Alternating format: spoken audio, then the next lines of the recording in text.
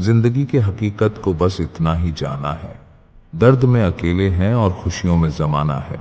अगर इंसान खुद की गलतियों को अपनी उंगलियों पर गिनने लगे तो दूसरों की जिंदगी में उंगली करने का वक्त ही नहीं मिलेगा।